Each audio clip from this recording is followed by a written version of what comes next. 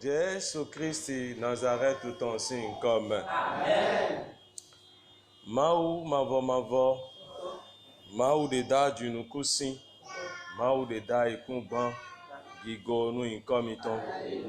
Mi dogbenu mi no gbadanuelo. Mi wena bo mi lemo ronron. Mi wena bo mi ro tera fo mi tonji. Mi wena bo mi ro hodowe. Mi wena bo mi dan u bi sese akuno mi dogbenu mi desu igo nunu komiton. Gan ko le khobo mi ko le wa gbon ronron mi ton me. Mi we pla mi wa. Eyin do mi desu no po won e po agbaza mi ton le po e o. Akuno mi na si wa fia. Amo joro mi ton we. Bo mi do usien mi bona mi ronron. Bo mi desu no ka levoze joro do mi me on chite. Bo wa nu kon mi ton gbadanu di. Mi do fi egbeto we aton plede yo e mi do blabla yi ton me. Akuno mi ogu gan we po aton po. Mi bo wa do akhosu do blabla mi ton me. Mi nu kon po mi po. Bo donu gbezan mi ton le. Nu yona ni jete do alomenu mi. Nu dagbele ni jete do alomenu mi. Alogo yin alogo bogo si mi dere sugon ni jete do alomenu mi. Bon ho mi ton me we mi kono donu megbon. Ewe zonbo mi ze ho da alomenu mi. Bodo yemi me ma uton wa klon ho mi. Wa donu mi gbon ho me. Wa na mi gbon ho me. Nu e ba e mero koroko de. Bodoro fi gbadanu di. Yemi me wa ze da alomenu mero koroko. Lame sien we a wa na mero koroko. Ayika jai wa na mero koroko. Kantuntun wa na mero koroko. Azohengbo wa na mero koroko. Ludupo nunupo wa na mero koroko. Alogo tuwe ni jetenu mero koroko. Bon ho tuwe me okuno. Boazonu mi. Do Jésus Christ Nazareth ton signe comme. Amen. Chite. Oh Dijan. Badandi. Nous Jésus Christ donne-nous présenter. Amen. Et donne-nous. Amen. Nous vitons et accueillir ouais. Vitons et accueillir. Bon, et qu'on voulait we gan. De ka ko voulait we gan. Ado alotome. Bon, nous débou ça si we si alotome hein. Amen. Do ho ni we won lan do ho me. Yedo adokun si yi mi si alotome o. Amen. Ho be kun si yi mi si alotome o. Amen. Nu gbo me kun si yi mi si alotome o. Amen. Okuku si yi mi si alotome o. Amen. Azon kun si yi mi si alotome o. Amen. Awan kun si yi mi si alotome o. Amen. Nu débou kun no gbeglo fi botin bonale yi weme yi Jésus Christ do présente me on bonale yi wesi en l'automne on aide ya. Amen. Alléluia. Amen. Et nan do sien we mi mo do sien we do gbe o me do to ho o me do ento mi to me fi lo ena sien nu we a. Amen. Et do sien we do to ho me ma o sien lo na jete nu we. Amen. Bona gloire nous présentons. Amen. Do Jésus Christ Nazareth ton signe comme. Amen. Mina yi nous kondo home. Mi ha nous so. Bo ha nous bono te do fite we for de teji mi hande. Proverbe chapitre 8 verset 13. Ewe mi ha.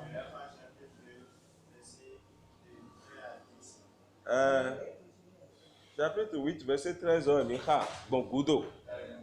Bodo, Minaï, et Diegbe.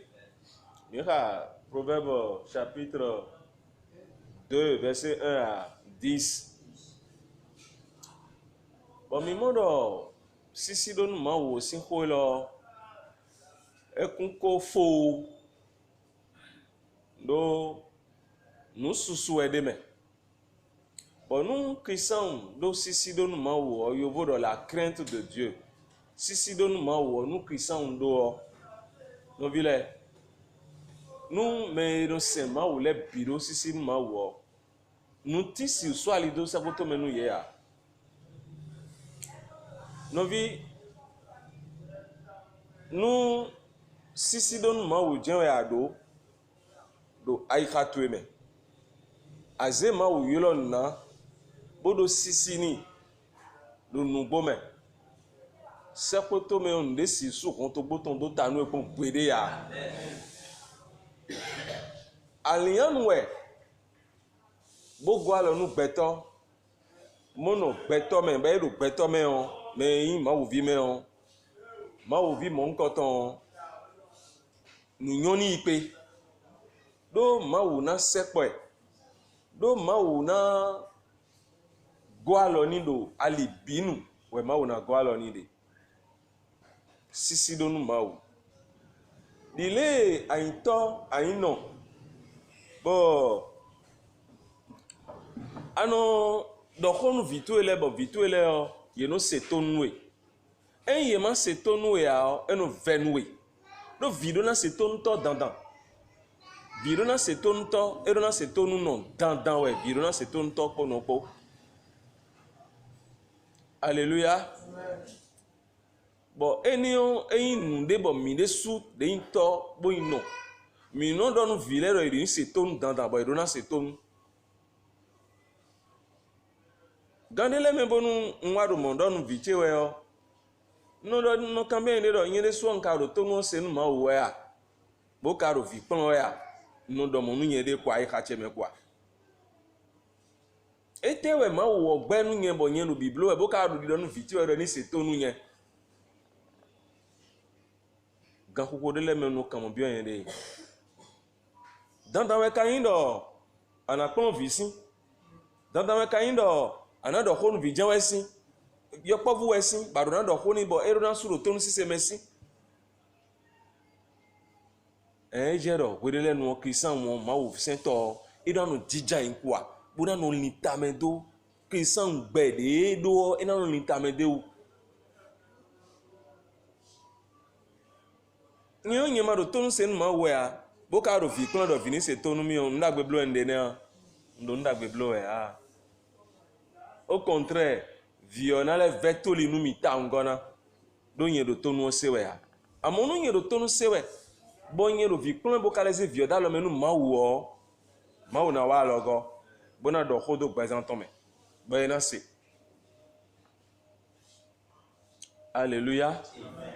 mi me bi sesewe tundo jerede mi bi ya kuwedo mawo abi mi me bien kwa wuto abi bo mawo ko ma wona do jerede mi huwedo mawo bo kwete do gigo mawo ton Romains 3:23 mi huwuto ejimi do huwu me mo ko mi ton do huwu me bia huwe mi huwuto bo dagbe dede bo mi blo bo epa gigo nu mawo a amo do Jesus Christ me o mi me de Jesus Christ se do gbeza mi ton mele o bo mindo mawu siwe bodo sisi mawu boze mawu yulo na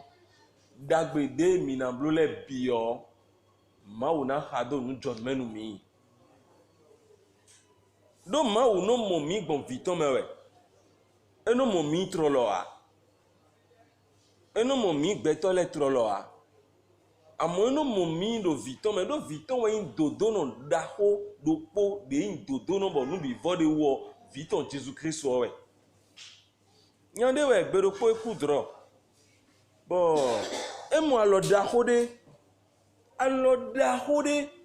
alo lewe bo yan lo papa mele bo kan daho de ndonde o de emo gbonbo dogbon nu mi o daho de ndonde o yin ni ame ere mi mo aikun gban lo alo papa ton me be ekunukun ton be mo pe ma lo alo vaza enengudo ewa mo meropo bo me o da lo papa ton me bo gbe odo nu me ro dro ko bodo no mo ro jirire me ne jiwe ino gbon bo no wa mi legon me ni o jiwe ino gbon bo no wa mi legon be isokhle da mu me be wa do nu mi nous do beto de boyi nwo to do regular fi ma gbon Jesus Christ ji mai Jesus Christ do bezanton me an ma o tuyan beto gege de boyi Christian bono wa mi sasin me yo do Jesus Christ do bezanton me amen do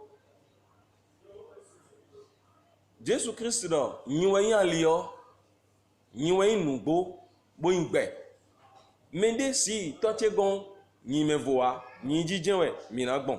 bona yi to gon bo to na tun mi eye do po we yin médiateur ne na do me no do hodo me we sin gblagbla me 1 Timothée 2 verset 5 ouais do mo médiateur me no do hodo beto we tentin e we yin médiateur mi ton do ma o kodo mi ko tentin Jesus Christ we on Jesus Christ o me jewe mi si uno bo ma wo e mo mi do mo beto dagbe beto mime beto jok beto yon le do ite otu mi yi Jesus Christ do gbezan mi ton me lo ba zo e wa mi de afo ide mi de le bio ina no se gigo nu ma wo dion nu ne le bi na se gigo nu ma wo ite je mi kana jijan indo ho ma uton abi ho ma uton ji mi na jijan indo si ho ma uton we kana zombo sisi do nu ma wo de do mi de dion ina wa si e mi ma do ho ma uton asisi do nu ma wo si wa abi mo we achi ne hun mi ko se ho ne le ken bobadan dion mi na se ho pàtàkì ro podo khasisi ma uton di dandan boyin no ho yoyo we a amo ma wo ho yoyo jeno integbe ma wo ho yoyo jeno integbe tegbe je ma wo ho yoyo me fi dia khada yi ka bo khapon be wa ya ka be lin ho ba wa ha de vo an e mo nu yoyo e mi le mo so ro fi ma wo ho yoyo jeno integbe do ite we zon ma wo de suno ko yo ho a ma wo kono cha ma wo sin gbe kono igudo a ma wo yoyo me je ri tegbe ero yoyo me tegbe eni we zumbo akunu sangbe o do dimanche o ye ho de mi se o mi ti me ganjiro jirire gbigbo we ka we da so wa we nu mi do nu jiro wa we mi do nu dagbe wa we o mi do aso dagbe blo we o awo do gbigbo me do konu mi o ayi ho gba ehon gbe o ena no medeji ena no wiwe yin we bona do so dawe ayi ho gba ehon gbe o ena do wiwe yin e bona do so dawe ayi ho gba ehon gbe o ena do wiwe yin we bona do so dawe ayi ho gba ehon gbe ena do wiwe yin bona do so dawe amo nu mi wa lele yaya sunu emi ni yaya ayi ha mi ton wa je nu nile de vodo ji be inu kwiji o awo mi ton no je tashi ji awo ro gbigbo me yin lo we ame e lo di ko nu we bo mi do di on bon tashi je o de no ver mi kaga e yoro awo che o mi no do mo ai do awo itashi abi vitu we ro manga du e vla bobo bi o ise po ko ro manga po bakada wewe bo won manga sin kon da wewe o me yelo anga uche gble anga uche gble do awewe o e do ko nu beto e no vivini e no yonpon do nu wewe me no yonpon no vivinu me ene mi da gbaza me fi o de mi mo babo nu wewe ni tashi aden diyon do gbigbo me o nu wewe we mi me biro na do we mi me nu wewe pepe we me biro nu wewe me na no we do gbigbo me on li don mi to le me bi we nu wewe pepe me bire mejo adigbando mejo agado homesisin apo jiredido kendo me nu enele bi sese mejo dobo da lo si me on awuton do gbigbo me wewe pepe we awuton do gbigbo me on bon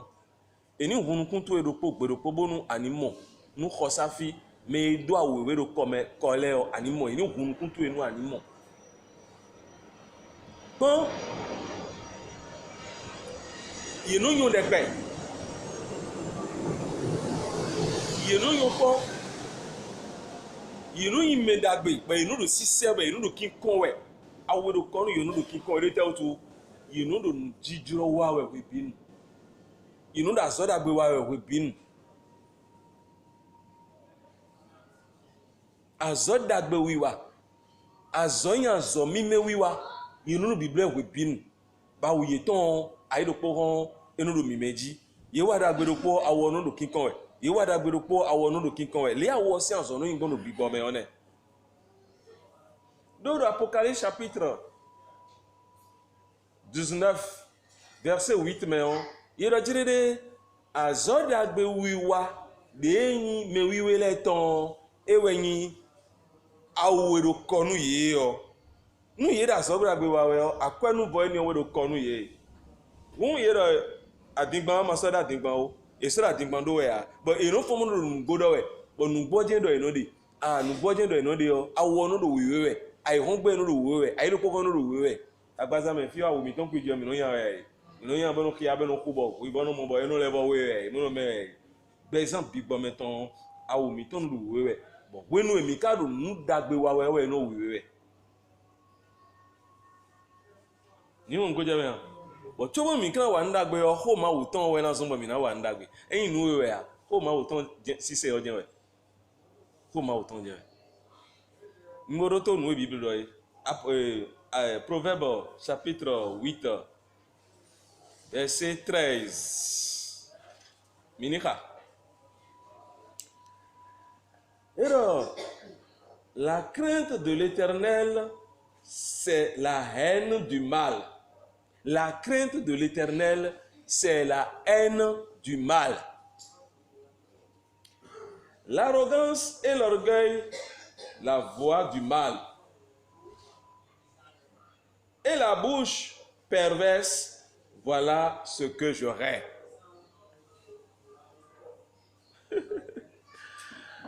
Alléluia. Si donu maou, est-ce que c'est hodo emile? Si donu maou mawu ze yilo na weje nu kon we lo aze mawu yilo na lo sisi nu mawu si aze gbeto me ime honu aze yilo na lo sisi ni jawe si ni amaze ze yilo na lo sisi ni mawu we do koru e do fi bo ero di do e do fungbe ome bodo ero sisi donu mawu mavo weyin wọn gbẹnu nuyanya sisi donu mawu mavọmavọ wẹ̀yìn wọn gbẹnu nuyanya ń gbẹ wọn nu jima kplọgbe dido fọngbe etseketseke dẹbẹ mawu ẹrù kodo ẹrù fi ń gbẹ wọn nu jima kplọgbe dido ń gbẹ wọn nu goyi ń gbẹ wọn nu alanu wiwa ń gbẹ wọn nu adingbandido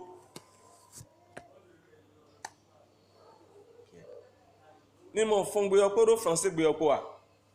gbe mi ton de su fongbe yo ni mo do eye yo ele kunu le bi ton ganji ebe ele do ganji be isa we ganji ebe pale khado ko o nunyu eko ta tanton afọ esan yin wa tongo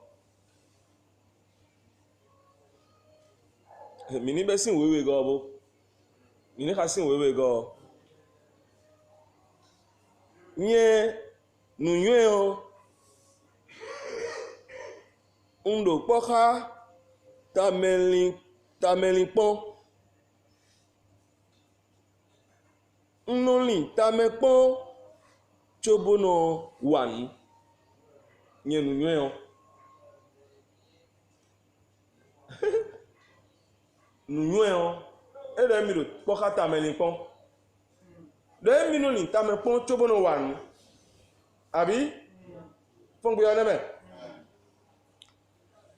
e wado sisi donu mawu mavo weyin wọn gbẹnu nuyanyan.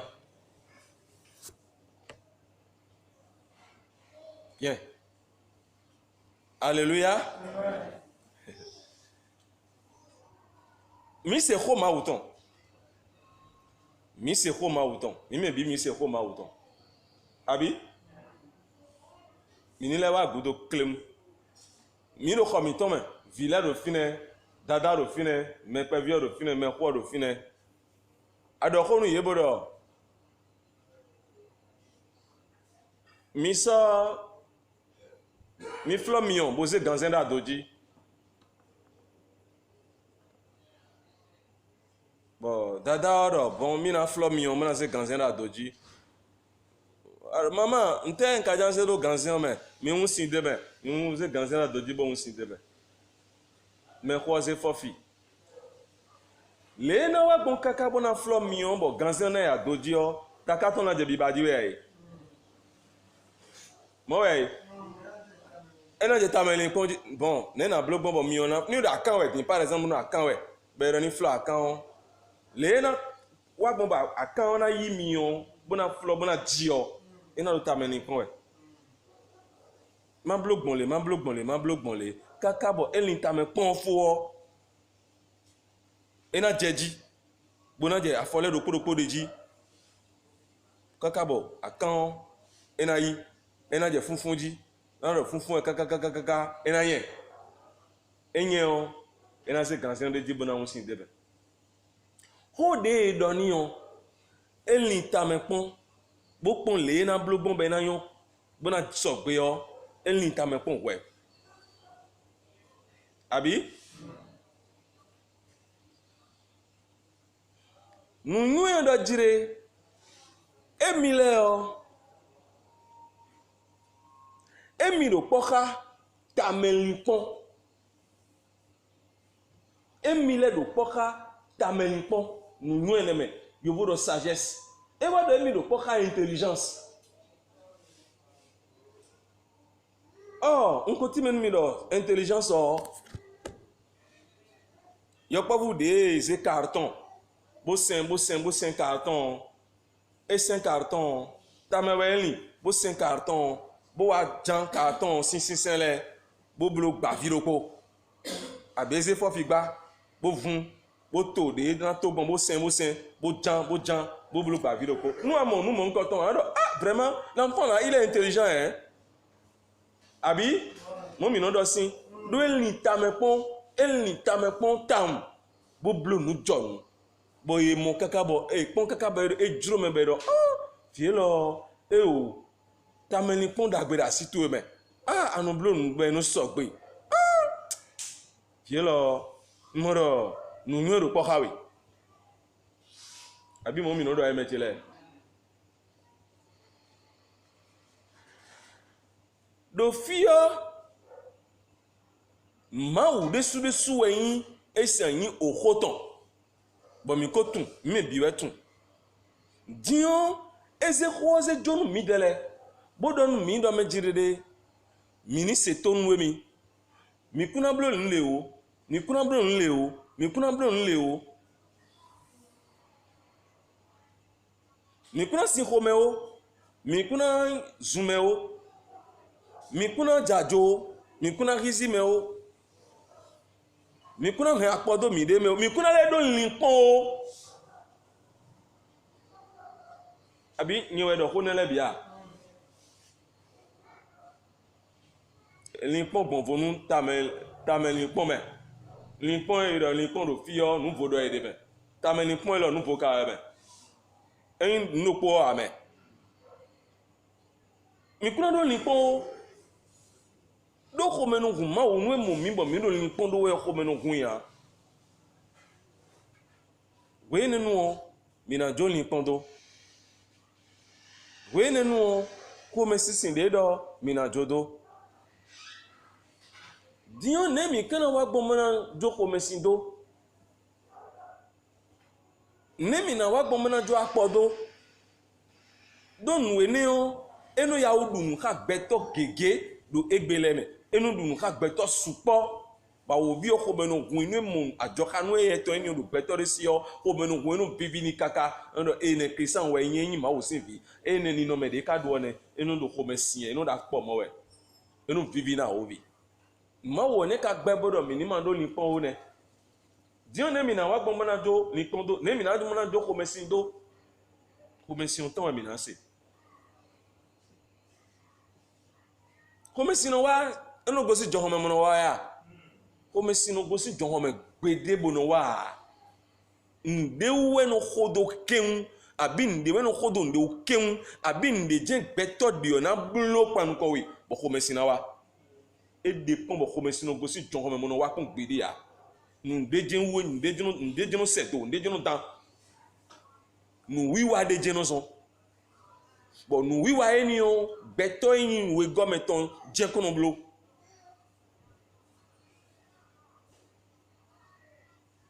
Alléluia. Dieu n'est pas bon. Bon commission enayi. Bon na do commission ji. Ene ko wona no ko me do me jirede me na do de ji obo mi me Christian gege mi no mo ko je pongbe ni o wa me na do de ji o. Inane je gbakun me na do de ji o. Ina dawo gagare yin me na do de ji o apagbele de apocalypse me de je de gudo me na do de ji o. Ete ji do de gbe we eja. Wewu ojo we si emeyin na dudu nde wewu je we eyin nu we ya wewu je we nu bi jene nu eji na dudu yo bi jene ndokwe ya de ma dokwe ya utu o bon na bo rizi no sochi na bo rizi eyin fofoche na bo rizi dadache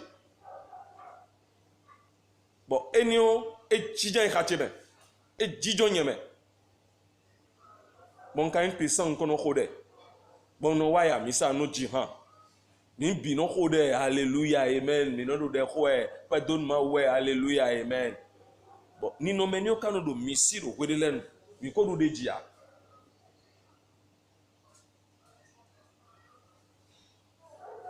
wa wo jan we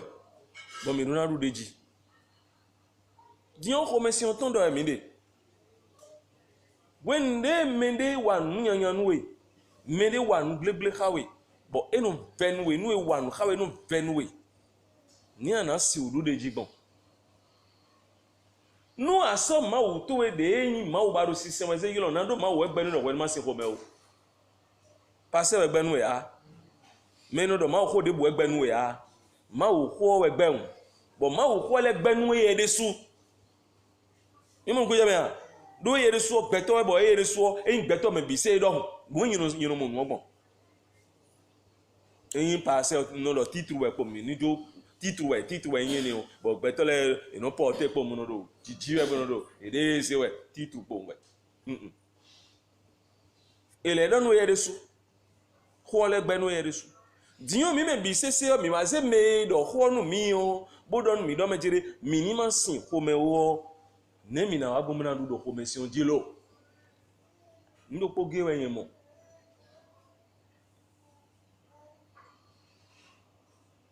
ewe ndo wenze ma o sin khoze yilo nu jonna bo commission do tagbanu mi bo commission do tagbanu mi bo nkaze ma o sin khoze yilo na ma o resolution ze yilo na bo mo do ma o ti we gben mi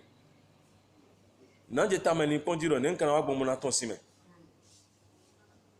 nu yimenu bonu bobo juna bodo ma o senwe nu bonu bo bo ma o senwe ndi o mara ikun da bodo jaku etublo ya ile me supo no do jaku etublo do ma o siseme ya bo ma do mo a bo juna yime na sen ma o nu jonton na je tameli ponji ne na wa gbo na jo commission do na je keje ponji ne na blogbon bona jo commission do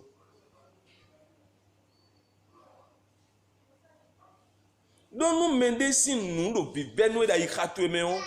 bo amato sin me ganpa me ni o to me ade mo we ache ganpa me ni o to me ade ado prison eni o to me do fine bo me na no to no benwe to no be otutu we e ka do mo nu Christian won enyo debu apin bi wede bu nu epo ngbe fitia na je tameli ponji ne na blogo me na to sin ko me si o me nous ne na blodi Comment autant Jésus-Christ bodo edo bodo mi khode dagbenu kento miton mi khode dagbenu kento miton wa edo untundo asiba wedo ya dormir untuna asiba no blum vive khami eno blum vive khami no eno ben ka bo no ba mo a nkono ba mo bedi abo eno e yakaka eno le vo blo jenwe na ikoliji bona khode no asiba bona jede kho no asiba ji akuno gba no asiba akuno tokan no asiba akuno do no asiba akuno hunle asiba gan akuno hunle gan wenu je de khoji gbonmo bodo de kho gbonmo bodo de kho gbonmo bo de odo nu john me bon se do nu john hun dawe ndi ya nse de ni mo nko to do nu john me bodo de kho no asiba we o mo yin ni asiba ton ina bi onyeme ba siba sina wande mi be na ben mi mo yin to na bi onyeme bo chaque fois nous de kho ni we chaque fois nous de kho ni we chaque fois nous de kho ni we we bi no de kho ni we we bi no de kho ni we mo yin to na bi onyeme bon sens si grand si komedo asiba do te raison wenzi asiba si nu ko so ima wo si nu kon bodo de ni ko we bodo bibia ma we do ma wo ni globon le ni yon ben dagbe we no bibia ni we o ma wo si ko me na rumbe si fine bo ye ma wo ton na ya azo eni o mo na wa do presenter be nu emi me gege ma tun wane bon na wa du do commission di do asiba si anlinu asiba do pono eni o yaya o ena zon bon mele bote wa do nuyen wa kami we o donc ko pon do mo nje de ko nu me college pon evo na du do commission di esena in commission bona wa bon na no kan bon we ivana no yukodo bon na no di na bloquer jenwesi nko ape beru po mi na do essence no mo gbede ado wa lo enion de Jesus Christ ton me on bodo khode nu kento to wele o kento enion me enion mi ni do beto we yin ba ko amu epo nu kunpo de bo mi no kho do mi tun me yin me bodo ya do mi ya mi na khode pantan kan ya ton we prière de combat do bible o mesin abi mo we e do na kho e na prière de combat ti tengbe do fi de ndo kigose o mo to na we na khode to we amon mede atumle ponu kunpo bo eye we do nyanya wa khawewe ai koliji ana khode niwe bo de ni na do nu kon yiwe an do de khoni we na do de khoni we mo enya habitude bo mi do awe mi do a mi me christian dege do a alléluia mi me christian dege do a lo commission no ya o zemi pa non ya o ben mi pa bon mi no se rien oh technique de minazan les mina blobon e jen kone bna je de ko nu asibaji je de ko ta tomeji akuno gonlegan akuno gbawani wenu mi no mo blowe o nu gbodo nu gbome o nu asibale podo nu kon yebo eno nu weji ton bloka mi ebo mi do apona mo we apo ni mi mo na glo nu yele do nu ko we din be na bi o sin fun me panu kon mi diyan we ne nu khode idodo e romeme o e we na kedo jiton e do we no we do de dagbe ko ni we o zo kan be do jiton we ade e na be problème sur problème e na je problème doji bona do problème do we tegbe même me gbeto le o christian le o mi no hunu kun do nu o me a do te we zon ko ma o ton we bo mi kono yin ma na mo no ka diyan alors que ko ma o ton do poge lo e ko yin solution no problème mi ton le bi bon le mi na blon le bon e ko do bi de ben ma wo we nze yulon na bodo khesrisi ma o ton bo ho ene leo nsodo wiwa me ma wo do di do jirede emileo do to bosi edo sisi donu ma bo wenyi mo gbenu nu yanya beto de wa do sisi nu ma wo beto de incrisam bo nyi wanu ma wo bodo sisi ma bodo khesirisi ma wo ton do presentant me on nu yanya bi sese yo e na gba wana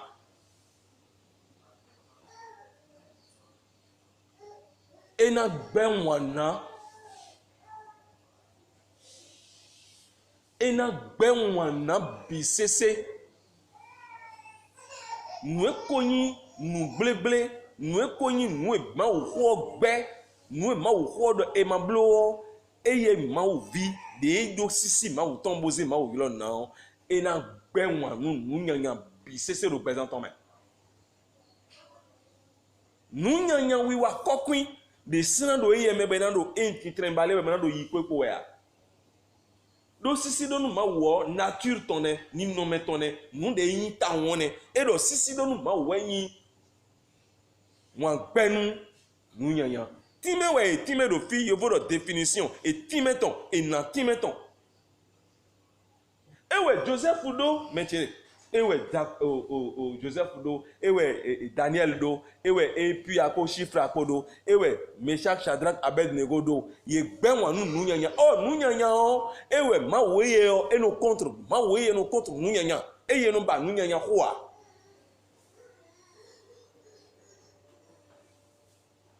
nu nyanya fite kai nu nyanya fi nu nyanya de mi do nu nyanya di o me mo nu nyanya ko nu kunto me de mo nu nyanya ne amo wa lo zinzan mewe no amo nu nyanya de zinzan zinzan petore ton ewe medio na no ton mo na mo do me jire ne ka pon be ka do esen nu wa gbon mo ne ka pon be ka do ko do gbon mo ko yan ne ka pon be ka yin to me me mo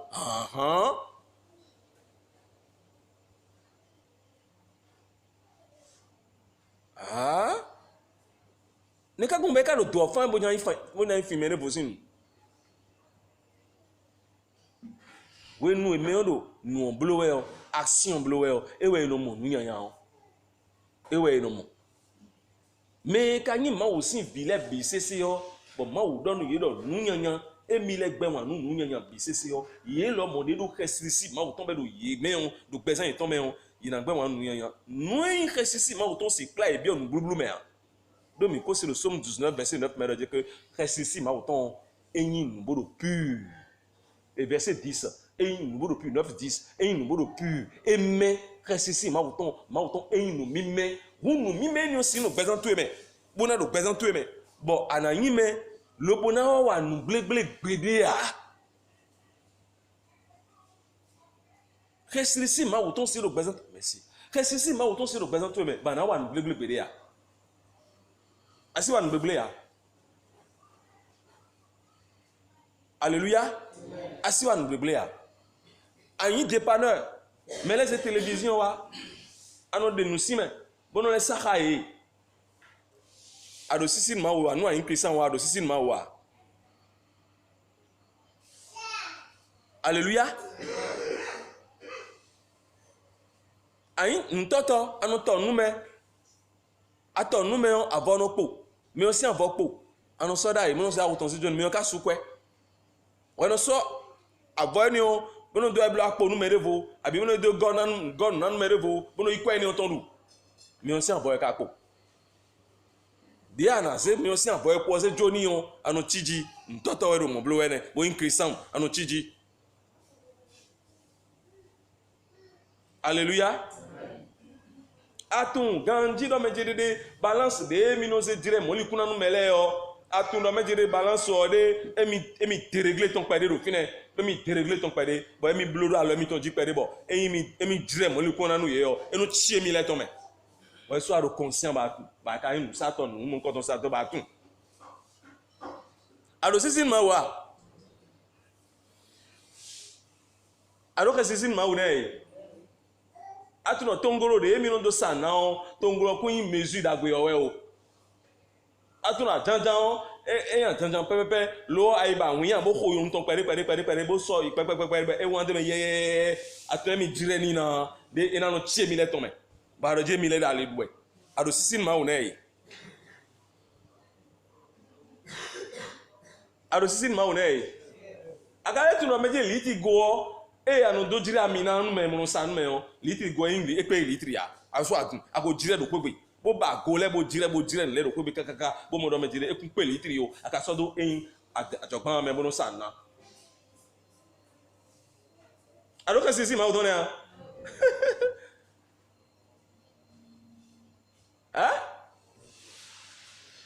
Alléluia. Adwa situé au kwekwe. Gandhi ada situé au kwekwe. Non ndebo quand on lève le takato mais le tokome. Ba on lève préoccupé, nous lève préoccupé avec Gandhi ba ikato non préoccupé ni on. Alors si ma oreille. Moi o mi no modo adigban kodo e mi sora moi ajoji mi so atofan mo no efimere sin no a. Mi so atofan mo no efimere sin no a. Mais nous rame eneleo edo kisan gege sin wa lome edo kisan gege sin pesame bo yedo ma wo sena we nous nyanya we kai nu enele biblo nu nyanya we. Alléluia.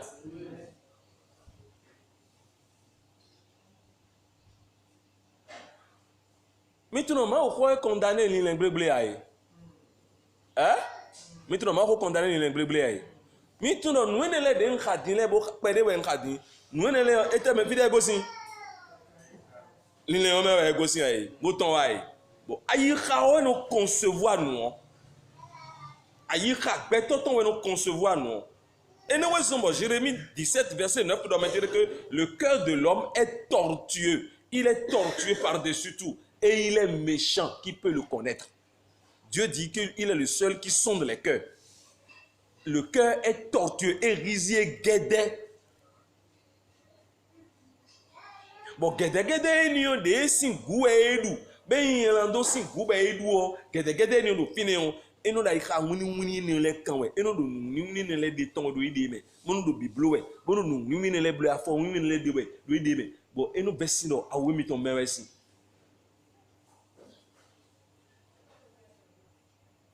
Edo sisi ma wa nuwe juru yo blow ede edo sisi don ma wo ewe wan gbenu nunyanya.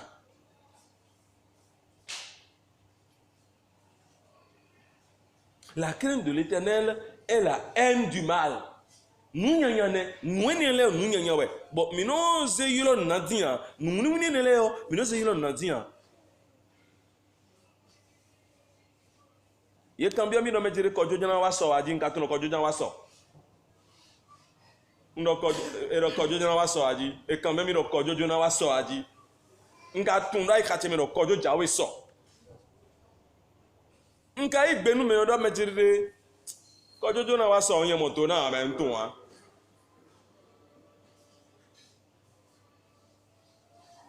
ndo we ziza me ne ya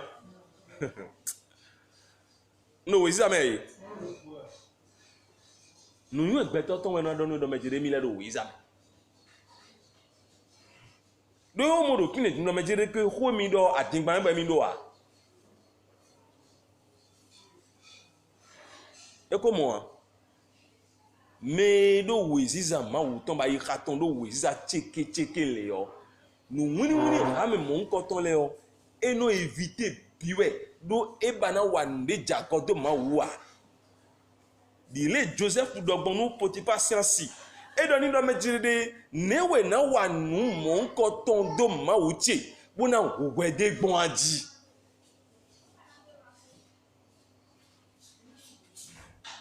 ayi khao de do ma o senwe bodo ma o senwe o e do na gbenwanu nu nyanya hame enele e sunu mo we ba no fan do a d'accord an enfant doa mais que ça on gege desi bodo bureau zo wa esi ben non so 9 donc là 0 hein et non so 9 donc là 0 et non so 6 donc là 0 bon on bloque compte rendu nous même non que c'est ça et quand tout le blora il a tombe fin et tout bon et quand il m'a aussi vie bodo m'a aussi ouais dimanche plaisant belé ina wa bana jijan bana sema o khame bi bana jihan khame bi bana khwalo khame bi bana dogbenu no bi sun no mi nyom e karo kho me no me jiride ani khode kha esanyi me bi bonu alo e na beda ga ni alo mi me mo ero ai we ne no alo ene le me a ayi kha e no nu mo nkoton le blo le e me a alors quidji mais no wa nu gbomole o yedo sisi nu ma o debua yedo khesrisi ma o ton da lo debu me yeze ma o yilo na gbezan ye ton egbe podo ablume da pare pe bo yede me mo bodo nu kon yiwe Alléluia. Amen.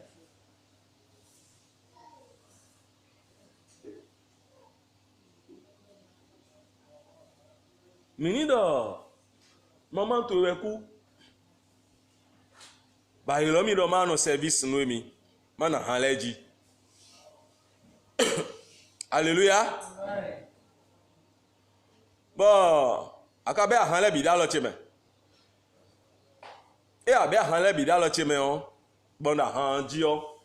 bo nyewe do service bo nyewe do aso wa we bo da han ma we bo no wa bo no be ahanjo bo eno I servi ahan bo nyewe da hanji o ono mo hwe da han kon ntoro ko fle na hwe bo do nu ele jo mi gbon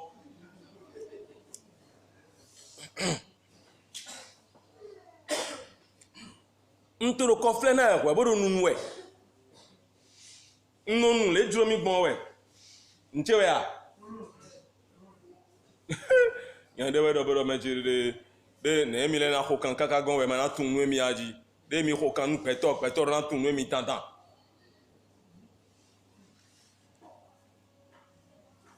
ntora han kon bodo ko fle na we do poropo bodo nu we do poropo bodo nu we do poropo nu kan chi ameme yon de ton we. Alléluia. Mino si grandia. Christian wenu mi me. Nyi ma o sento me. No yi hode me, no yi do ma o ho me. No yi jihan po me bi po me. No yi micro bono kan togo ma o ton nu ko me.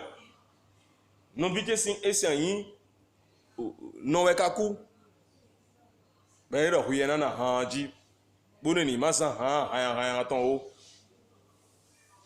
E no hanji o nguzu patron pon ndo ko fle na e ya ton no nko mo di no hunche fia no nunche no se go yin fine bo melewa no servir na servir e ya kon no kon de no level hunche fia bo ero yiwe bo no nwe no kan chi ya ndagbe blo ni e o no kan ho e hu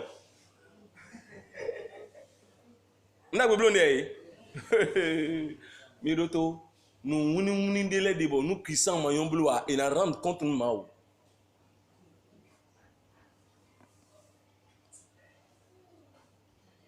nous wuni dele debo Christian mayon bloa et na rendre compte nous maou da sans opodi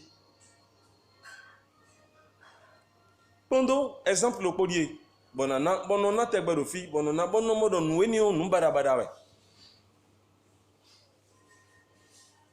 agome o nyuma no khode do fine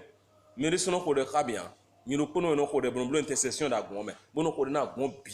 mele bi cc ne bokoto me bodo tout on bi cc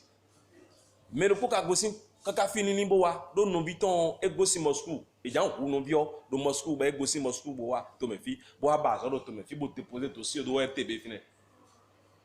o dossier o ils sont montant dossier so ton le dossier ngbon bon no bi ton nyonu ewe wa bo wa agunji bo ton passer de wa passer we kan bio de wa kan Franklin bio ai ton Franklin de ya passer we kan bio bon no passer kun ofio beze ko bo so don mi wene kana yo e dalo e so chakiro pon mi les chakiro pon mi on chakiro ko dalo chebe gbigbo che do truro nyede medo passer wa na ze kwezi joni bonu fina ma passer wa ewa ajiji me pom ah passer me de wa fi bon me on mi gbe we ton e kan mi bi on kan mi kun ofio den do mo ko de do le o ndo kon passer on se 1000 francs on se jonu passer yi 1000 francs ndo e da lo se 1000 francs 1000 francs di passer 1000 francs si ni wa passer a ni wa cambio a Beto de no so nous da lo maintenant a bien nous confier ndé na bon ye no gérer les dro ye bon maintenant ma on bien content nele bise ton nous me de caro crainte de Dieu nous bon et nous blou nous les débois. Heureusement que benegbe yo no yesu ndo do akpo na bon doté fini bon passer iko tombo e do ndo ko bon me bo tout on ko trrr tendo me e passer ndé buda sitia assez vraiment ndé buda sitia passer mi banden mi franc ne ko la tomene e pon mi franc e bon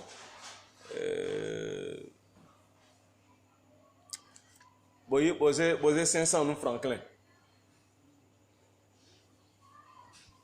y 1000 francs en 500 nous franklin bon y a iche 1000 francs posé 500 wan mi wene nous et namie do me de wa me gbe ton ne e mo ko je me gandia nye on nye passer au final et ton bien tombo wa mais au final gbe tombo wa et do mini do juste mini duro we do bible do mini duro bono clair nous rizi nous wini alors pa enele de mino blole o bon mino be sino me dire que nous no ndagbe blowe mino no eni o ma yinde ne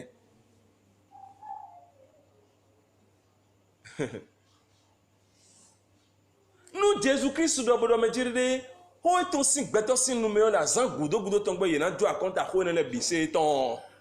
boze ho ni bo l'intermede o grandi ton bo pour approfondir ho ni bo ipon nous epo ba na ni nous amen non quand on le bo ipon de 50 ans na rendre les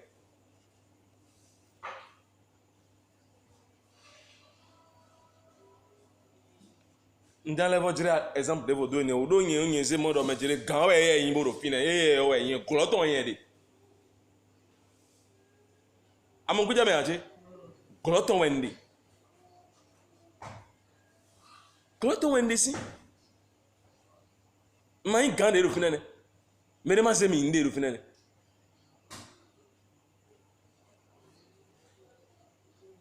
mini dro do khesisi ma autant do bezan mi to me on nko do fois den do me dire que anado khode ya le pon kuntu na je kikoji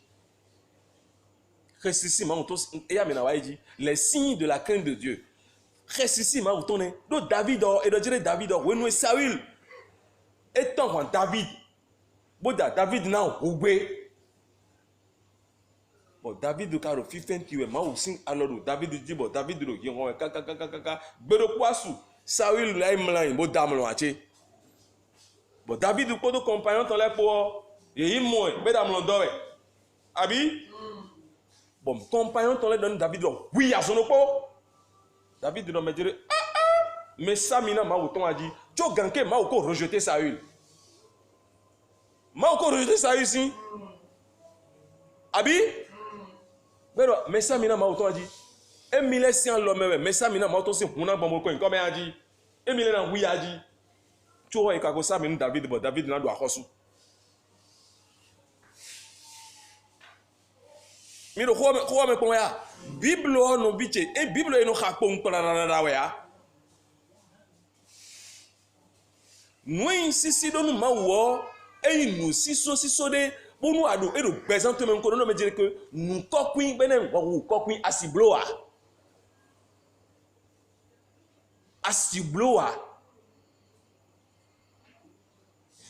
e do non e me kona wi o bon e sien boton sin to bozi avozere boyi ti zoda bo sokobo awoso Saül amo nous na wo avotu de anamlo do bon sin avotu o se clair et do je wende e sekwe bible do me nkadibe bible me e do wende sekwe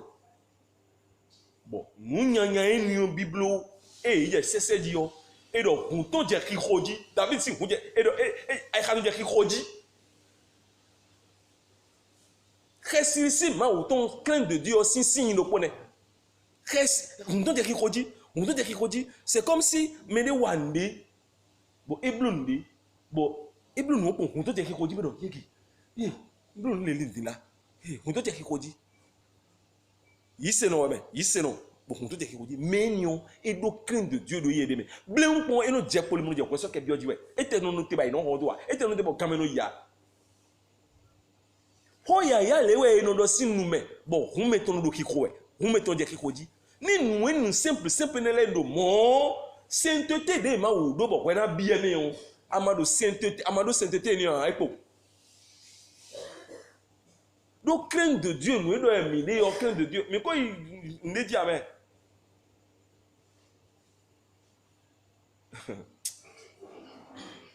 crainte de Dieu reste ici ma autant et le besoin mais les temps mais on mène au bon pour amen mène et bon pour amen et na mon yelando coquin de mène au amen et vous mon nom me dire que d'abord crainte de Dieu qu'on y don un don Saint-Esprit ouais non un don Saint-Esprit non na ouais mais de mon nom ben mais tolo alliance arme ouais avant fun ouais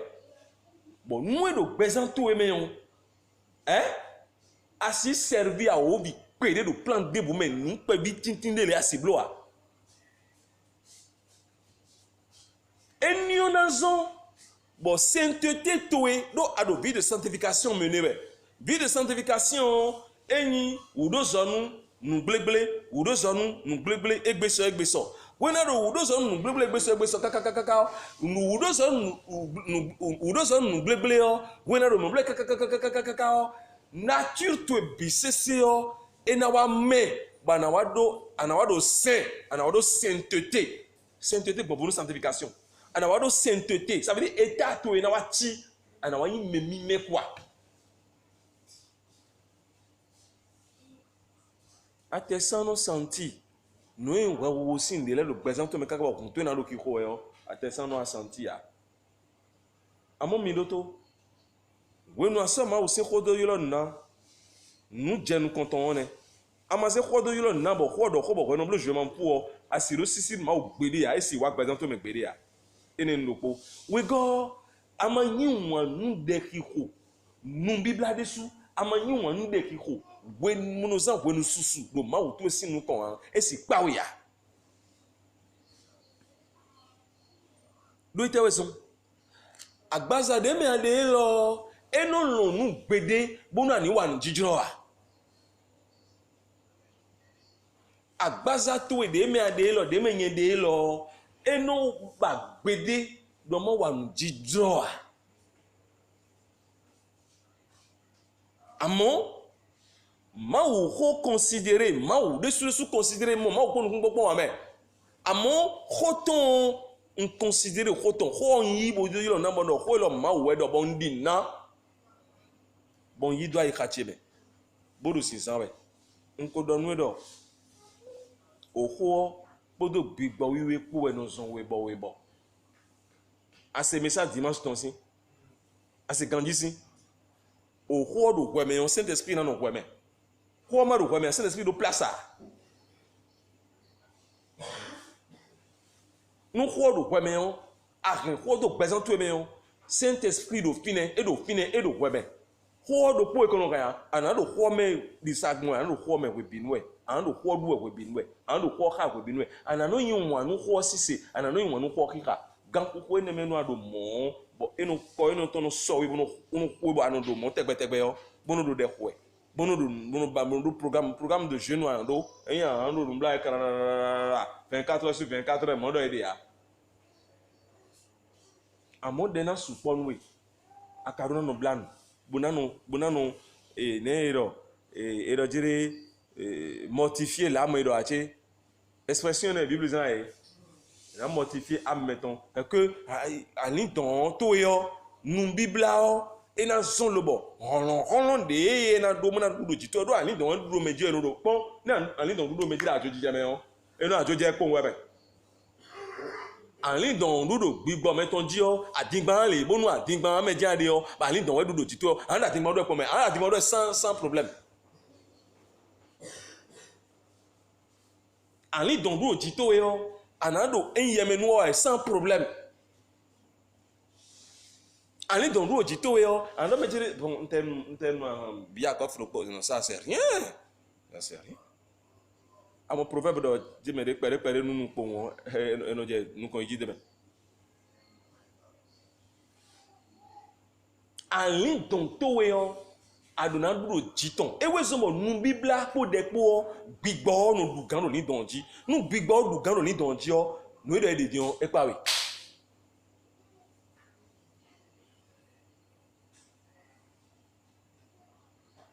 amen. Mino sumi tombo mino gangule yache mino gangule bokun azom nya zo mesin mo mesi dokoton lesin mo mesi linsi meton lesin professeur lesin no eglosin alléluia yezemi responsable de classe dede no wa lesin bon no eglosin bodu na servi yesin inu edon wensesin ma wo ye o eyin gan eyin to eyin nu binu yen eyin nu binu we bon min donando sisi bini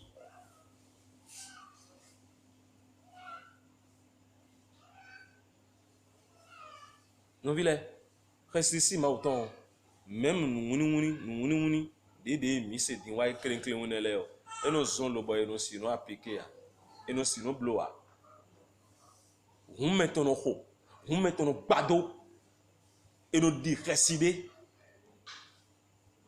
beno si no blowa. La crainte de Dieu est la haine du mal.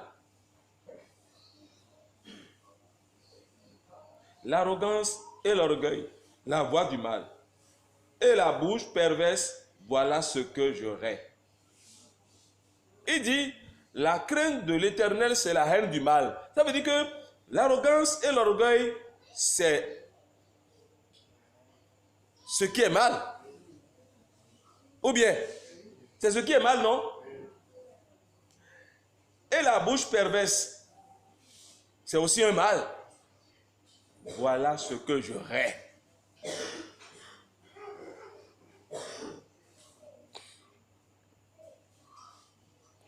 Fongbeyo e zawe clair.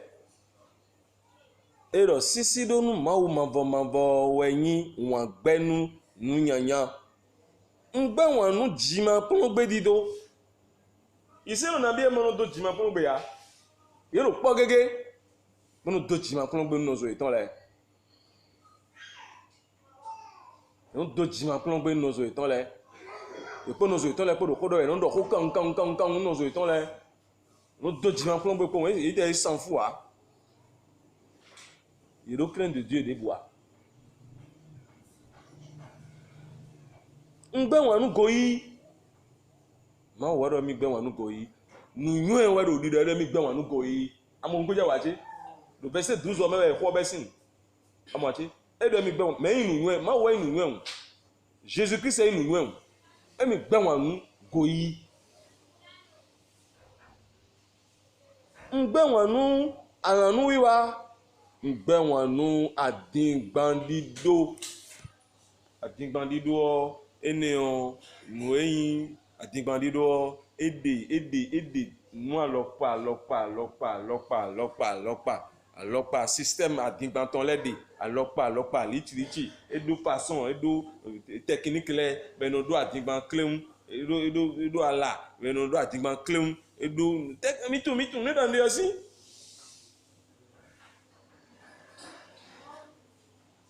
Alléluia. Sisi donu mawo Christian biwena do sisi nu mawo. La crainte de l'Éternel, sisi donu mawo. Nous aimons si quoi mais c'est why il do one be pa yone. Certainement e jinwe Enoch de sudo bo dizon da kingban wa wuwu ton lo ji kaka fo be do mawu di de e do e wa da agréable nu mawu e wa nyo pon nu mawu be to wo mu to we si sun do po yin no bo ko bo ji si nka wa mo do me ji de vide e sanyi e na ko ji be ye do metuche la o certainement do metuche la wa ime no be wo ye bi do we me metuche la do 965 ans 965 ans toi ton un cadeau 300 de beaucoup ne beaucoup et quoi dit ne et des dio no ton dio et wa do 965 ans et là no gbe Adam do 930 ans ouais Adam do boy bon mais touché là et do 965 ans na bien ko boy na ko 1000 ans hein 35 e ko be na do 1000 ans mi kon gbani no gbe tele ton ro pe nenu mi kon egbe diyan gbani no de sọ̀rọ̀ modian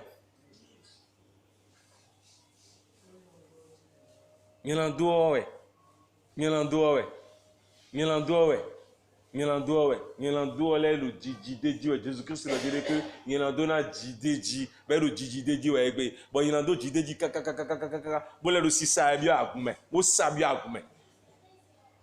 e jideji ro gbe o me bo lu sisa kaka bo le sabi agume e agume me wiwe le no aplede bo no khode de agume me wiwe le no do mawu de ino yelo mawu de agume me wiwe le we do nyelando e sabi o yeteti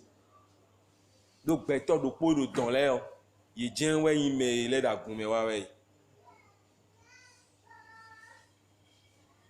wa lo ye ton koko ye jodo a agun me gbedion ye no mo da gun de le me gbedin sun do po na in diacre e na do asiwe bona do ma o sen we bona le do ma o zo we agun me do be ele no jidan ta ji ka me mi moye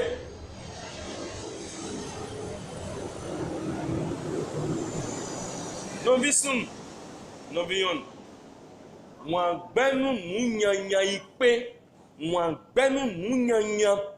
blebu wọn gbẹnu nunyanya kakaso yi kakasa mihun Hébreu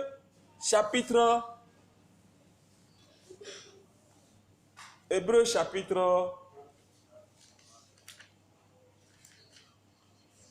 12. Hébreu chapitre 12. Hébreu chapitre 12, verset 4. Hébreu chapitre 12, verset 4. Vous n'avez pas encore résisté jusqu'au sang en luttant contre le péché. Vous n'avez pas encore résisté en luttant jusqu'au sang, en luttant contre le péché. Nous de leur péché, nous exemple, any de na we dimbo no passer 5 dimbo no 1000 francs 5 dimbo wa yin domo betore le ka hen na mo domo wa do nu kun de to go hun je fini ha me bi si mo do mo a wa yin domo do ni ta me pon bondo a yen gbe be yan nu otan a ni do yen ma do fini gan me a bonu passer do fini en lo ewe na yi ai nu nde bo na go sin la to me ewe na se jona ai do ewe kan bi o ai me we do ta do fini be se do be wa gun oji Franklin we a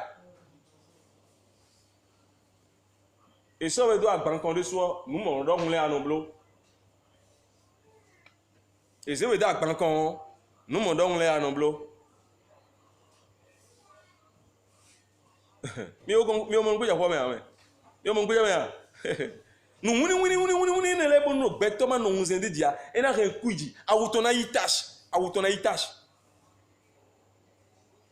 a rizi kiko Quand on est et nous monnaie de Marisia, mais nous monnaie de nous John, ouais, do Emile de Knebo, mais I was in Webby. Oui, est dauphiné. Oui, est doigt. Budget to be pong, oui, est doigt.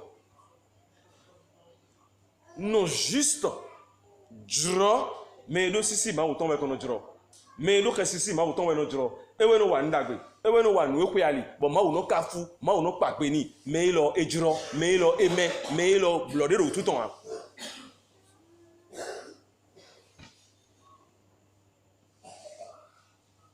Amen. Asa nous me disait que va gonto bo akhonda sitoe. Change ton ne gandie bo nous do apo ton matic do apo to e mewo.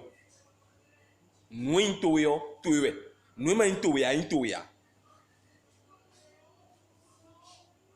A jome o a rizimon quand on les nous supportam.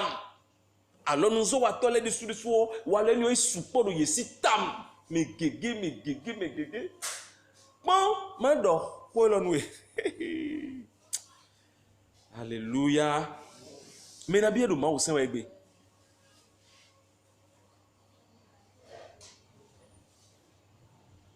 Mais na bien do ma o sen wa.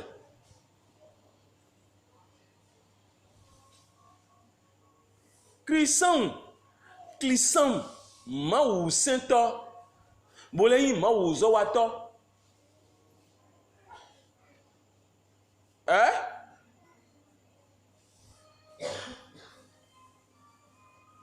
Mais on a gansi mado a.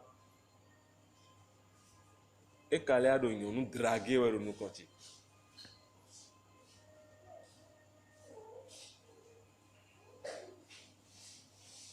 Boim membado lengbokoto. Eindo ye donu mi ame.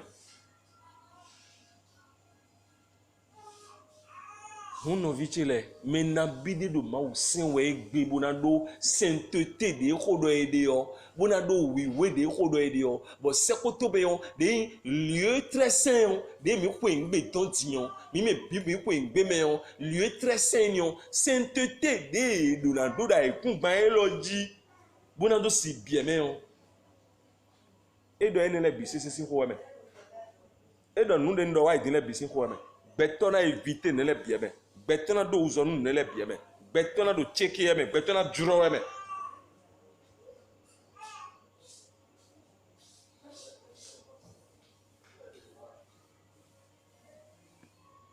adwa home ya ono ikolito ejimuno don ma don do ho boka bana ya osu ni mano koto e o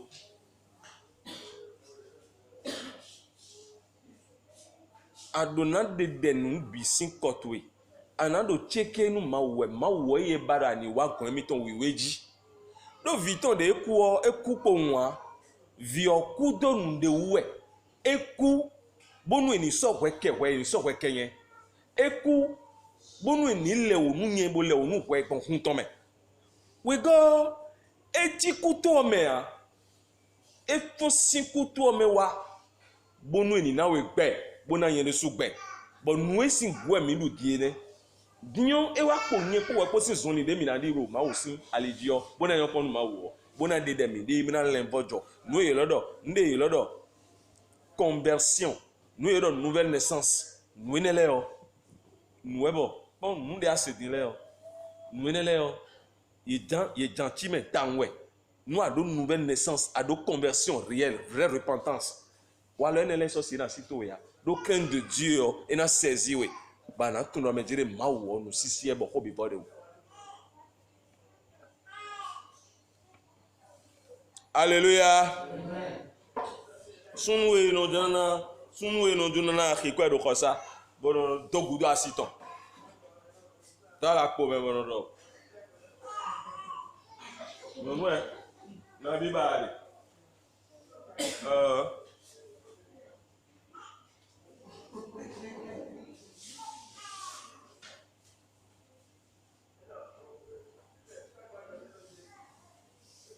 mi besino wala da biasia mi besino wala da biasia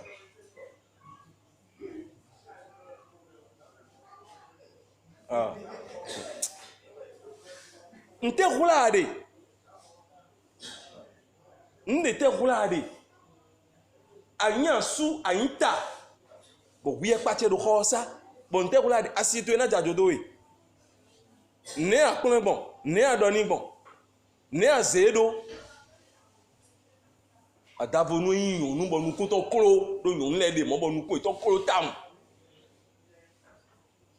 Bon nous ko to no nous kokoro ji. Yon de le de mo do pe o me. D'accord, mi to ene o. Amo we me yin krisan.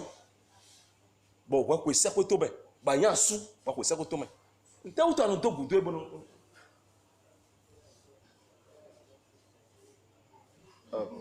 Tonton mi na da nsu no egbe yi. Mi na da nsu no a. Aha. Eyo. Na bi ba ka de yo. E ti ko se o ta ki we nu yi bo. Mi se ta ki we mi di mi na da nsu no si. E ta ki we ba de a. Eyo.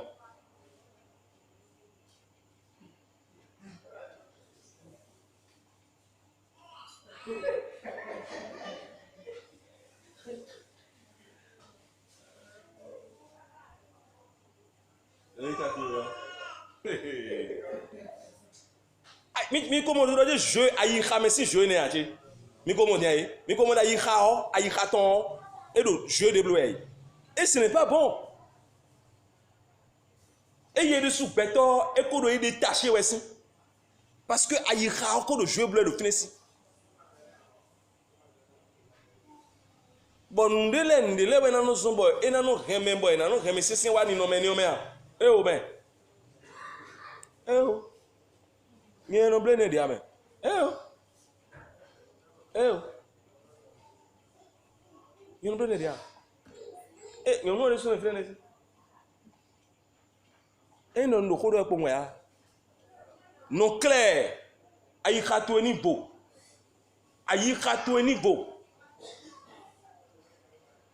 no clair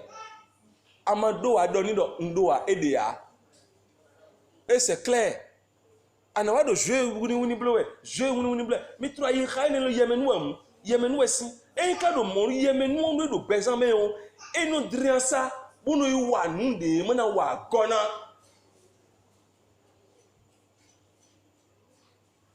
Christian de yinsun bodo khasisi ma uton yemenu sino yemea kokpin yemenu ton sino yemea mi ko se ko to me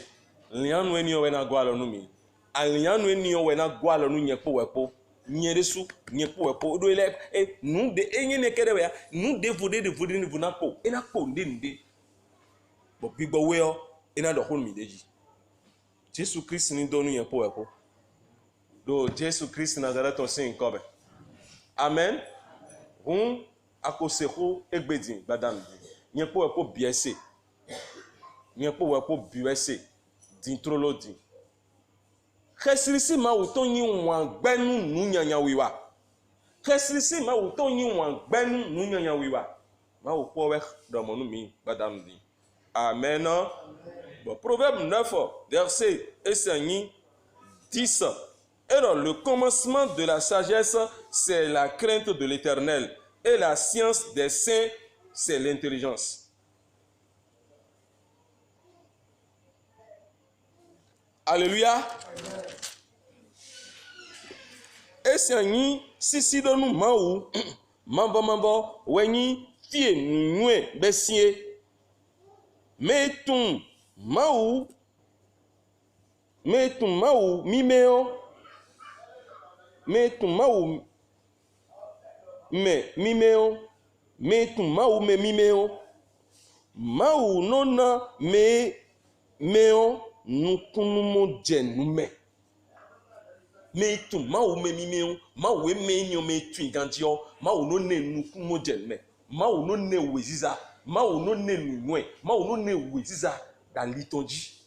edo sisinu maou eno dikhasinu maou eno so maou so yilo na bono idota nu fiti be eno idota nu bleble me eno iwa nu ma so pele ya no yin bleble nu ni dele eno idota be edo sisi mau edo resisi mau to no vile mi me bi de do ko me fi mi do resisi mau to mi na se mau bo na vodo bo pendi o me bi na yi do sisi do no mau esi uzomba awo pon pedi ya pon ekpe asi wo ya e won secret Joseph ton e won secret Meshach Shadrach Abednego ton e won secret David et Daniel ton mede ton no mau ko ma me si ma ko zo yilo njon ma wona le zewe do aga ma wona le wo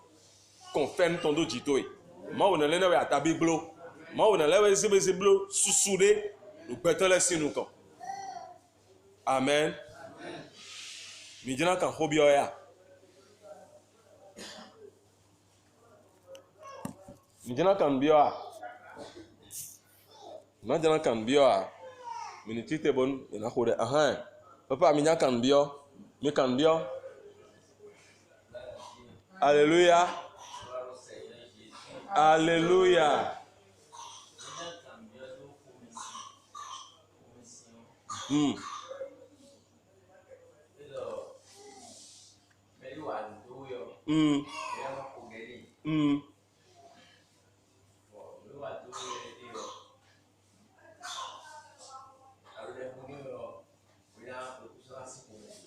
do wanyi to na bio kweme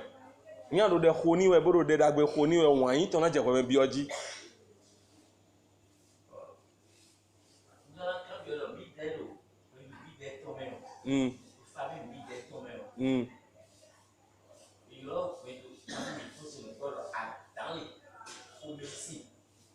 dans les homicides dans l'homicide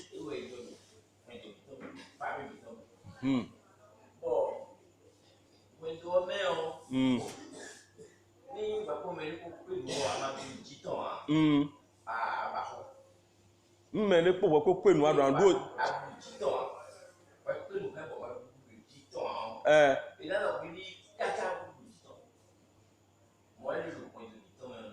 lo ren mi tome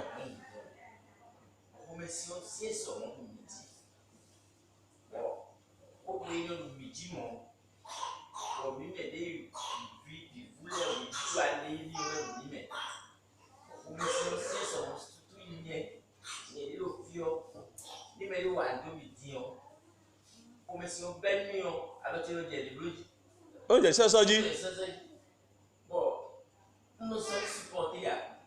bu me nyo la wa yan chawe chubra le ko bo e do mo mi down o me no wa do mi mo no na pa do le ya mo di resati di die amo mi so mo Jesus Christ me din amen bo o mi si no mo ka bo wa ba ti ban da ho ko no Banho esse down. Vai peço. Bom, não me na sua câmera, tem lá de uma bem. Não vi não. Tô vi. Bom. Eu vai ter ba. Eu não vou lá, então tô a por vai ter ba. Eu vai ter ba não vi não. Um ba para mim né, eu tô de milho. Vai não. Yo bami yo dangati le iba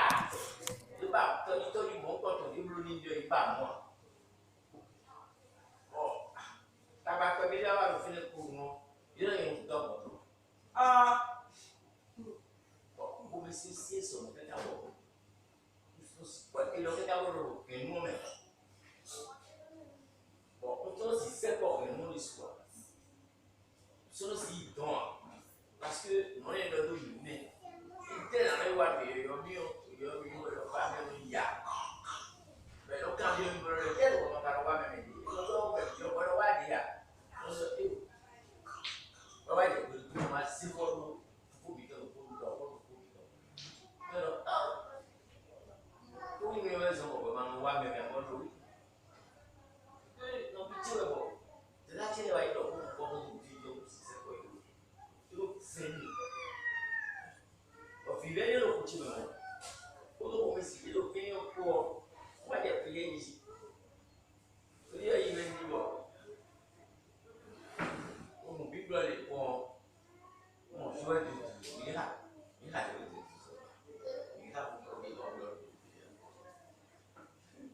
Joël chapitre 2, verset 12.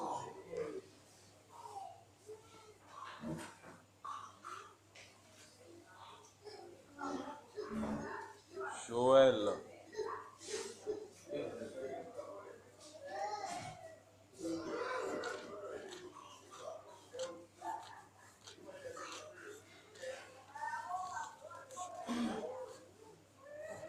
Joël 2,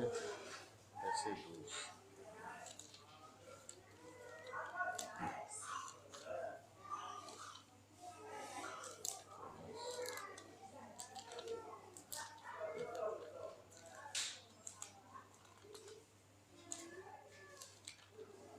Joël 2, verset 12.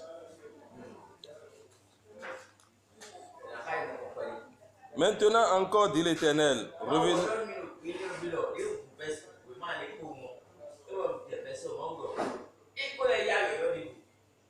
Maintenant encore, dit l'Éternel, revenez à moi de tout votre cœur, avec des jeûnes, avec des pleurs et des lamentations. Déchirez vos cœurs et non vos vêtements, et revenez à l'Éternel, votre Dieu, car il est compatissant et miséricordieux, lent à la colère et riche en bonté.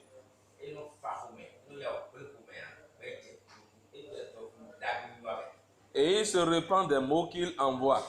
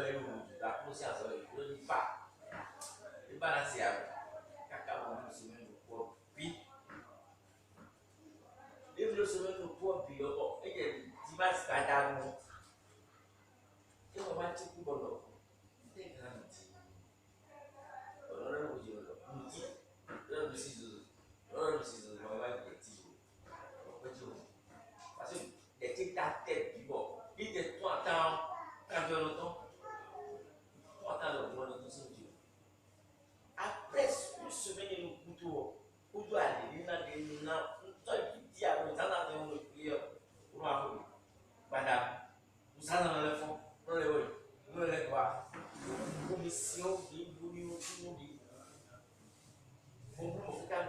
semaine mon faiblesse d'arrêter. Faiblesse d'arrêter. Pour nous dire sous nous aller voir des faire midi. Nous devons voir si tu es tu faire midi. Mon père vidé le fait à vie. Tu vas bien te faire avion nous au mettons. Nous donne nous banano ti belo ba nous sommes et le problème le second nous voilà tu vas y aller pas il y a connu les films tout que là il y a carré nous nous quand le niveau là et c'est quand il nous mon pas violon à violon il a c'est toi mais puis le trop mais non pour nous dans cette vidéo ni bɛ fili ni ɲa ɲa kɛ den bolo lɛ kɔ a bɛ yɔrɔ bɛ ko o mɛ e ka yɛrɛ de lajɛ di ma wɛrɛ a bɛ tɔn o fɛn ni ma wɛrɛ i bi kɛ ni o bɛ sin wɔ e bi di o e y'o wa ko n'o b'a sɔrɔ jago de bɛ ne ma bɔ pipa lo o ye dɔgɔ mɛ o ɲinɛ ka ma cɛ o sa o ɲinɛ o ko o bɛ di jago ali den bom c'est que ali den bom né quoi vai para que eu comecei assim uma coisa sobre o carro vai dar tempo eu fui a casa dele no ponte na ilha do carro no pô eu tô levando com o gido se não levar com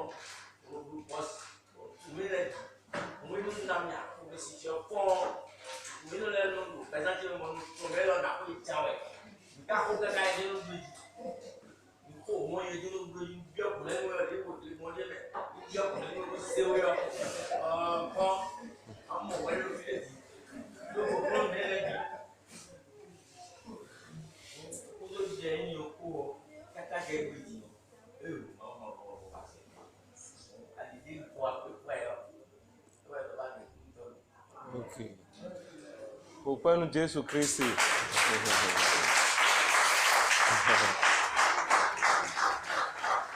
Alléluia. Nous bois. Lo nous Bible ma pewe. Te chichi juro dagbe ma pewe do nu de wa. Asimo. Asiton simea. Do jijo jijo nyanya wa yan boru gbeto me on. E chiri le no sin. Eno sin de do kan me no sin wo gandi o. Mo we no chiro gbeto me. O mi na consacrer on de le de bo mi no ba na ton sime wo eno glomi. Nous misons une Bible pour déposer Dieu. Ben ni encore me concentrer mi de Dieu. Mina mo enayi. Mina mo solution. Evo. Evo zombo to time. Don nous ne peut pas de Dieu une sous expérience on do mo e. Evo zombo nous kunje eni o. Surtout des khonu me wa yan do me on. Ba e khore nu me aje de khonu me on Dieu. Wa yin me on tonando e khato me wa we. Ba so si recommander ya. Evo. En roue de dimopom. Mais mi me bisese yo ali vovo di e ma onoze nu ka mi bon. Bon me lo ko no duro jodo me o plutôt me lo ko no jodo me autant alors vovo me. Même mi me bi ka ro na chite bu se po ma wo we. Bana se gbeta. Bana se po ma wo we. Jésus Christ ni don no popo mi ton le. Chite la photo e di. Jésus Christ don ni e po. E don ni e po gbada nu e lo. Bon, mini donano do Jésus Christ Nazareth on sin comme ando kunoche mauche kenklen badan dion wede so amonukunu je wede wu nu de misele bisese dion amonukun je wede wu ndelande bana tunu wede me do me elo nko jodoa elo nko mo kan tutun de me ewe ma ko de mi do dimanche amase gandia abi dimanche de oya bon ntime mi do jere ko eyan bigbo ma we o ekun ko yin kan tutun pipe o meji beto na do bigbo ma we ba na yan bigbo ma we so ahan yan bigbo ma we me no akan wa do wiwe gandi ahan yan bigbo ma we o me bi we me et donc voici les signes qui accompagneront ceux qui auront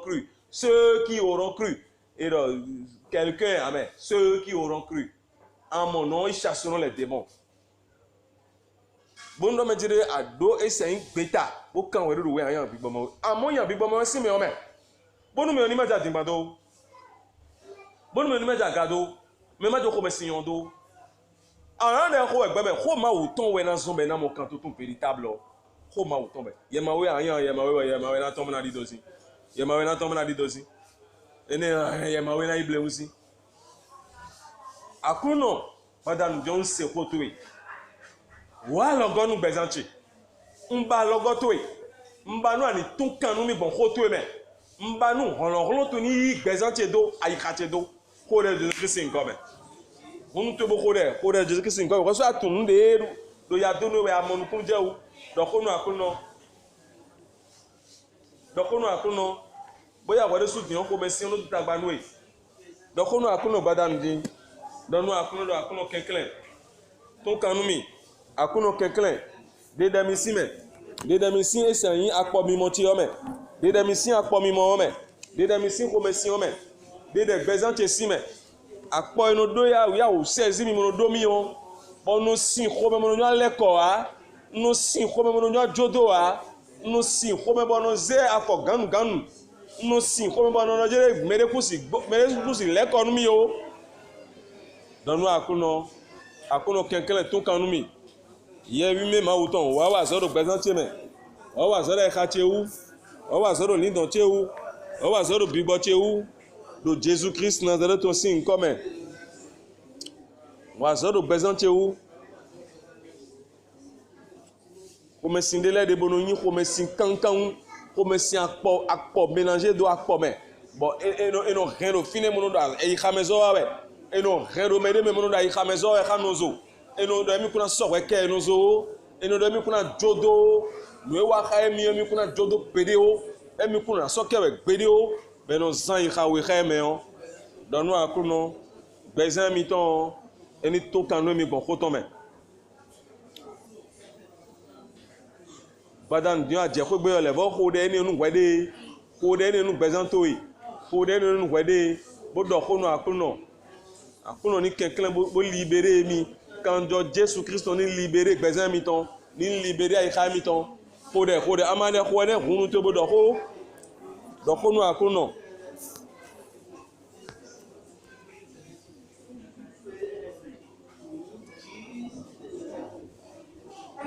Ma wa kuno wa zoro vitole sin gbezan me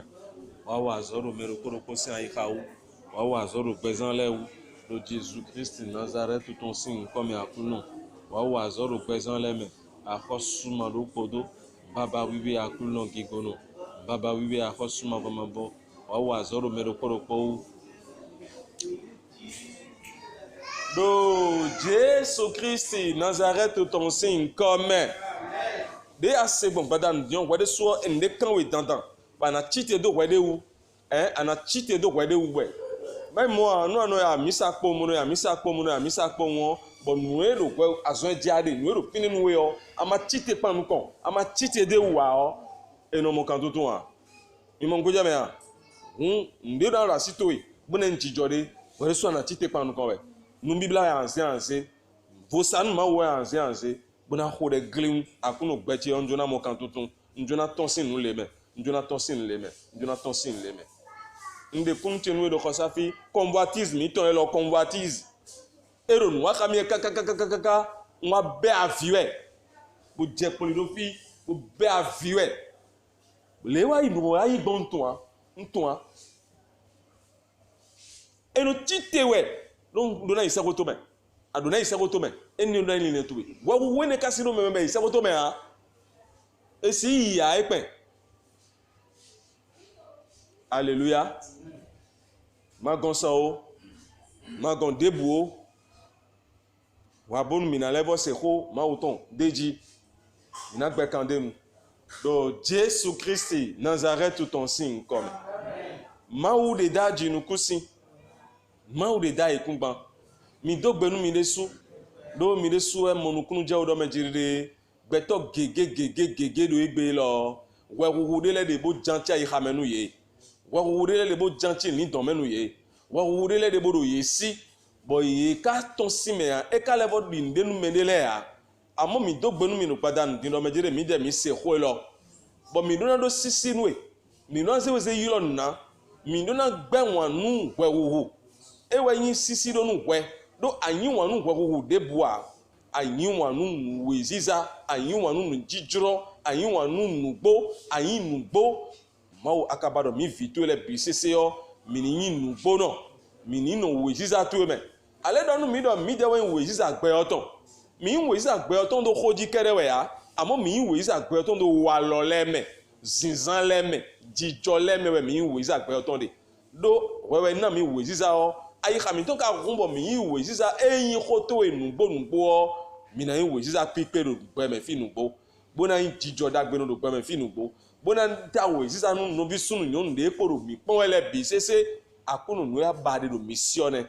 mina yin krisan adade ya mina yin krisan wa foto no poro to me no poro ageji ya mi ba mo akunu mi ba mo a